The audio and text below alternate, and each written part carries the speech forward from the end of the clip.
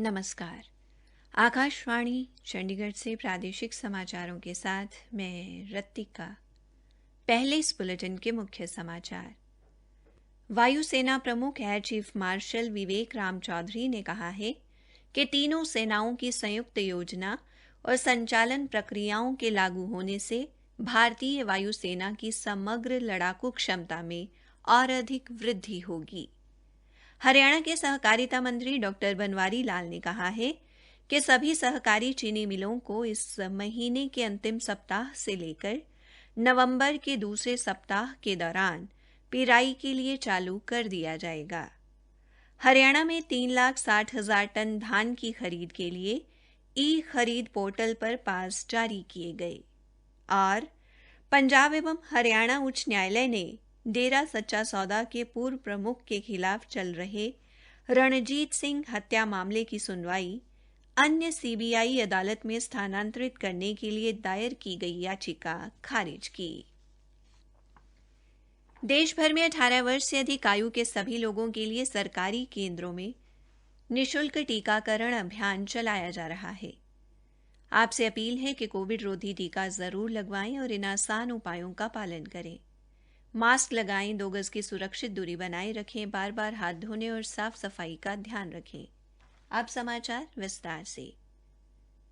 वायुसेना प्रमुख air chief marshal विवेक राम चौधरी ने कहा है कि तीनों सेनाओं की संयुक्त योजना और संचालन प्रक्रियाओं के लागू होने से भारतीय वायुसेना की समग्र लड़ाकू क्षमता में और अधिक वृद्धि होगी। नई दिल्ली में एक संवाददाता सम्मेलन को संबोधित करते हुए उन्होंने कहा कि भारतीय वायुसेना सशस्त्र बलों के एकीकरण की पक्षधर है। श्री चौधरी ने कहा कि वायुसेना द्वारा नई हथियार प्रणालियां अपनाने की प्रक्रिया जारी है ताकि इसे मुकाबले के लिए तकनीकी रूप से सशक्त बनाया जा सके। वायुसेना प्रमुख ने कहा कि वायुसेना स्वचालित और नेटवर्क केंद्रित वायुसेना की ओर अग्रसर है। उन्होंने कहा कि भारतीय वायुसेना ने साइबर हमलों से बचने के लिए अपने नेटवर्क को मजबूत कर लिया है तथा महत्वपूर्ण बुनियादी ढांचे की सुरक्षा के लिए पर्याप्त सुरक्षा उपाय किए जा रहे हैं। श्री चौधरी ने कहा कि रफाल और अपाचे विमानों के शामिल होने से वायुसेना की युद्ध क्षमता में उल्लेखनीय वृद्धि हुई है। हरियाणा के उप मुख्यमंत्री दुष्यंत चौटाला ने बताया कि प्रदेश के सभी 22 जिलों को वन डिस्ट्रिक्ट वन प्रोडक्ट योजना के लिए केंद्रीय खाद्य प्रसंस्करण उद्योग मंत्रालय की मंजूरी मिल गई है। उन्होंने बताया कि योजना में सभी 22 जिलों का कृषि, बागवानी, दूध व मुर्गी पालन क्षेत्र से संबंधित अपना उत्पाद शामिल किया गया है। इस योजना के तहत आर्थिक और तकनीकी सहायता करके इन उत्पादों को बढ़ावा दिया जाएगा। उन्होंने बताया कि सभी जिलों में वहां होने वाली फसलों, कृषि के आधार पर उत्पादों का चयन किया गया है ताकि किसानों, सूक्ष्म उद्यमियों को पूरा लाभ मिले और प्रदेश में कृषि निर्यात में भी वृद्धि हो। हरियाणा के सहकारिता मंत्री डॉक्टर बनवारी लाल ने कहा है कि आने वाले गन्ना पिराई सीजन के लिए राज्य की सभी सहकारी चीनी मिलों को इस महीने के अंतिम सप्ताह से लेकर नवंबर के दूसरे सप्ताह के दौरान चालू कर दिया जाएगा ताकि गन्ना किसानों को किसी भी प्रकार की दिक्कत का सामना न करना पड़े। डॉक्टर बनवारी लाल आज पंचकुला में हरियाणा राज्य सहकारी चीनी मिल प्रसंघ के अधिकारियों व सभी सहकारी चीनी मिलों के प्रबंध निदेशकों की समीक्षा बैठक की अध्यक्षता कर रहे थे। इस बैठक में शाहबाद से विधायक व शुगरफेड के अध्यक्ष रामकरण तथा सहकारिता विभाग के अतिरिक्त मुख्य सचिव संजीव कौशल भी उपस्थित रहे।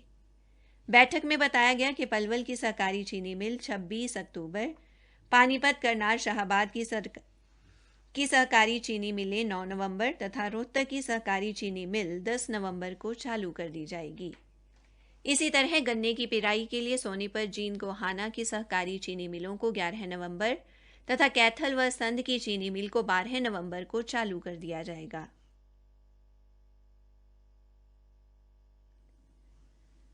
बैठक के दौरान सहकारिता मंत्री को इस बात से भी अवगत करवाया गया कि अगले वर्ष जनवरी के प्रथम सप्ताह के दौरान पानीपत की सहकारी चीनी मिल के नए संयंत्र को भी चालू कर दिया जाएगा।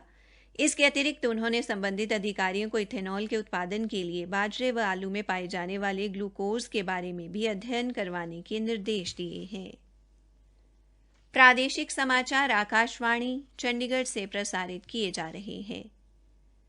हरियाणा में अब तक लगभग 3,60,000 टन धान की खरीद के लिए ई खरीद पोर्टल पर पास जारी किए गए हैं। खाद्य नागरिक आपूर्ति एवं उपभोक्ता मामले विभाग के अतिरिक्त मुख्य सचिव अनुराग रस्तोगी ने आज चंडीगढ़ में बताया कि राज्य में न्यूनतम समर्थन मूल्य पर धान की खरीद 3 अक्टूबर से शुरू हो गई है। उन्होंने कहा कि खरीद प्रक्रिया शुरू होने पर अपनी उपज की बिक्री के लिए एक साथ ही बड़ी संख्या में किसानों के मंडियों में आने की वजह से पेश आ रही परेशानी को कम करने के लिए सरकार द्वारा हर संभव प्रयास किए जा रहे हैं। श्री अनुराग रस्तोगी ने उम्मीद जताई कि आने वाले 1-2 दिन में स्थिति पूरी तरह सामान्य हो जाएगी और धान की खरीद प्रक्रिया पिछले वर्षों की भांति निर्बाध व सुचारू रूप से चलती रहेगी। यमुनानगर के उपायुक्त पार्थ गुप्ता ने कहा है कि मेरी फसल मेरा ब्यौरा पोर्टल में जिन किसानों की फसलों का विवरण गलत दर्शाया जा रहा है वे किसान पोर्टल पर लॉगिन करके इस संबंधी शिकायत दर्ज करवा सकते हैं।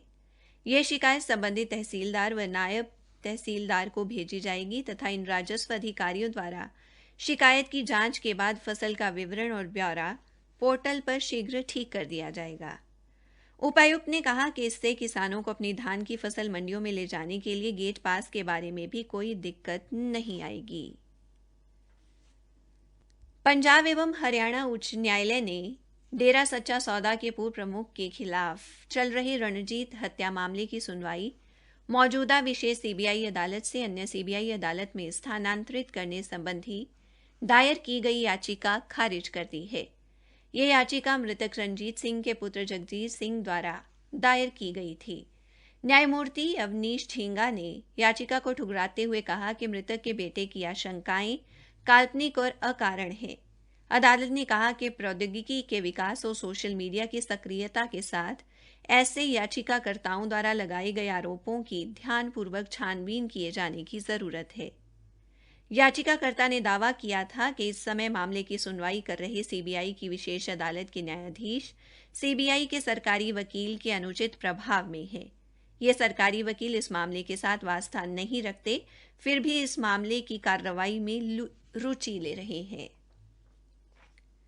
आज़ादी के अमृत महोत्सव के तहत सरदार वल्लभ भाई पटेल के जन्म दिवस पर लेह लद्दाख से गुजरात के कवड़िया जा रही भारतीय तिब्बत सीमा पुलिस की साइकिल रैली के आज रेवाड़ी जिले के बावल क्षेत्र में पहुंचने पर जवानों का फूल मालाएं पहनाकर स्वागत किया गया। इस मौके पर जवानों के स्वागत के लिए बावल के एसडीएम रविंद्र कुमार और उप पुलिस अधीक्षक राजेश चची विशेष तौर पर उपस्थित रहे। हरियाणा के शिक्षा एवं वन मंत्री कंवरपाल गुर्जर ने कहा है कि बाजरे को भावांतर भरपाई योजना में शामिल करना प्रदेश सरकार का एक सराहनीय कदम है। इसके लिए मुख्यमंत्री मनोहर लाल व हरियाणा सरकार का धन्यवाद करते हुए उन्होंने कहा कि जिस तरह हरियाणा में गन्ने का खरीद मूल्य सबसे ज्यादा है, उसी तरह बाजरे को भावांतर भरपाई योजना में शामिल करने वाला हरियाणा पहला राज्य है। उन्होंने कहा कि सरकार के इस फैसले से जहां लगभग 2,71,000 किसानों को फायदा होगा, वहीं किसानों की आय दोगुनी करने में भी ये निर्णय मददगार साबित होगा। हरियाणा ग्रंथ अकादमी के उपाध्यक्ष एवं भारतीय जनता पार्टी के प्रदेश प्रवक्ता डॉक्टर वीरेंद्र सिंह चौहान ने आज करनाल विधानसभा क्षेत्र के काछवा गांव में उत्तर हरियाणा बिजली वितरण निगम द्वारा स्थापित एवं संचालित सरदार वल्लभ भाई पटेल पुस्तकालय का दौरा कर उसकी कार्यप्रणाली व व्यवस्थाओं का जायजा लिया। इस दौरान उन्होंने ग्रामवासियों से मुलाकात की और पुस्तकालय की लंबित समस्याओं पर विस्तार से चर्चा की। डॉक्टर वीरेंद्र चौहान ने कहा कि इस पुस्तकालय में पढ़ने के लिए बेहतरीन सुविधाएं उपलब्ध हैं और ये काछवा सहित आसपास के गांवों के युवाओं के लिए भी वरदान साबित हो रहा है, क्योंकि पुस्तकालय में प्रतियोगी परीक्षाओं की तैयारी, कंप्यूटर सीखने और विभिन्न विषयों पर विस्तृत ज्ञान हासिल करने के लिए महत्वपूर्ण पुस्तकें उपलब्ध हैं। अंत में मुख्य समाचार एक बार फिर।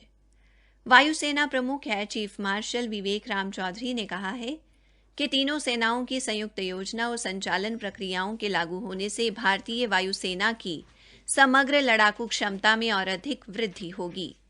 हरियाणा में 3,60,000 टन धान की खरीद के लिए ई खरीद पोर्टल पर पास जारी किए गए हैं। इसी के साथ प्रादेशिक समाचार समाप्त हुए।